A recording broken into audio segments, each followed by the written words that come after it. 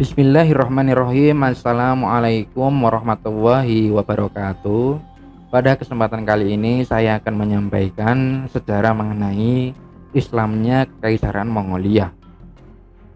Nah, tujuan saya menyampaikan sejarah ini adalah untuk menambah wawasan kita semua agar kita dapat mengetahui hal-hal yang berkaitan mengenai sejarah-sejarah di masa lalu. Nah, bagaimana kisahnya? Marilah kita simak penjelasan berikut ini.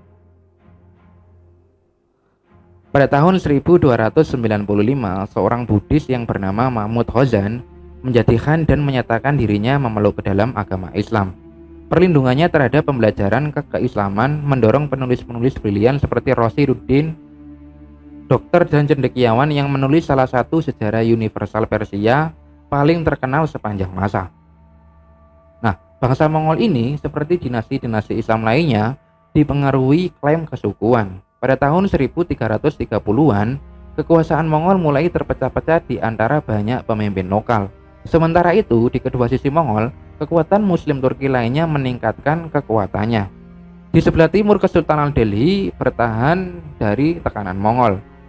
Diuntungkan dari kehadiran para sarjana dan administrator yang melarikan diri dari kehancuran Mongol. Dinasti itu secara bertahap mulai memperluas kontrol Muslim ke selatan ke India. Suatu prestasi yang hampir dicapai di bawah Muhammad Ibnu Tughlaq. Nah, Muslim Delhi adalah tempat budaya hidup yang menarik berbagai orang yang tidak biasa.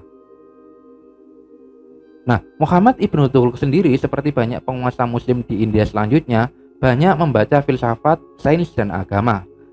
Karena tidak memiliki legitimasinya dengan dukungannya terhadap syariat Islam.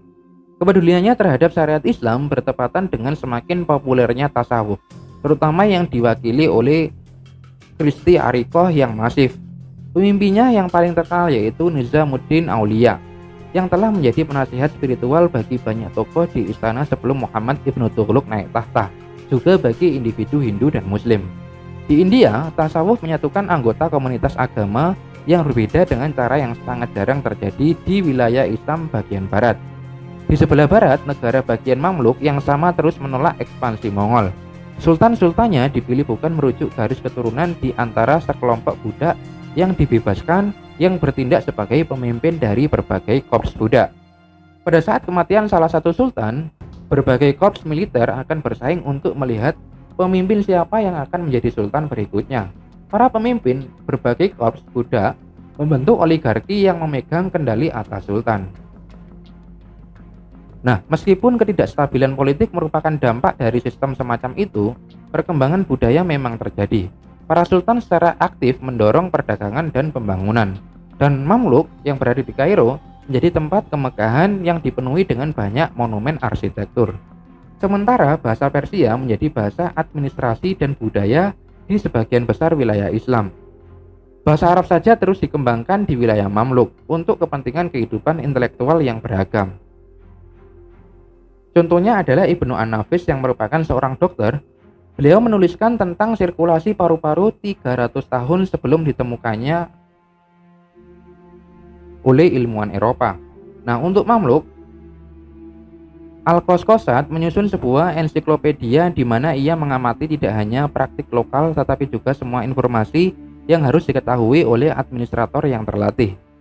Nah, kemudian ada juga yang bernama Ibnu Khalil yang menyusun salah satu karya biografi Islam yang paling penting, yaitu Kamus Orang-orang yang Terkemuka.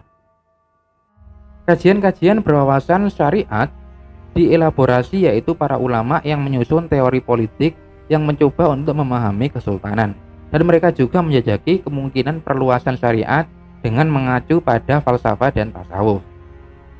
Namun dengan cara yang hampir sama seperti tanggapan As-Sofi pada abad ke-9 terhadap apa yang ia pandang sebagai keragaman hukum yang berbahaya, pembaru hukum dan agama besar lainnya yaitu Ibnu Taimiyah yang tinggal di Mamluk Damaskus pada akhir abad ke-13 dan awal abad ke-14 memperingatkan terhadap praktik dan pengejaran di luar hukum tersebut. Dia bersikeras bahwa syariat Islam itu lengkap dengan sendirinya dan dapat disesuaikan dengan setiap zaman oleh faqih manapun yang dapat menganalogikannya sesuai dengan prinsip keuntungan manusia atau maslahat. Nah, Ibnu Taimiyah menjadi sepopuler pendiri sekolahnya yaitu Ahmad bin Hambal. Seperti dia, Ibnu Taimiyah menyerang semua praktik yang merusak apa yang dia rasakan sebagai dasar-dasar Islam, termasuk semua bentuk pemikiran Syiah serta aspek kesalehan Sunni. Yang paling terlihat di antara praktik-praktik semacam itu adalah pemujaan makam orang-orang yang kudus yang dibenarkan oleh otoritas dinasti Mamluk. Nah, program dan popularitas Ibnu Taimiyah begitu mengancam otoritas Mamluk sehingga mereka memasukkannya ke dalam penjara, di mana dia meninggal di sana.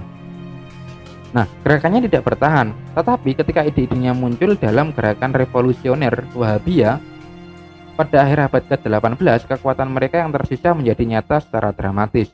Nah, demikianlah sejarah singkat mengenai Islamnya Kekaisaran Mongol yang dapat saya sampaikan. Semoga yang sedikit ini dapat bermanfaat bagi kita semua. Billahi taufiq wal hidayah, wallahu a'lam bishawab. Wassalamualaikum warahmatullahi wabarakatuh.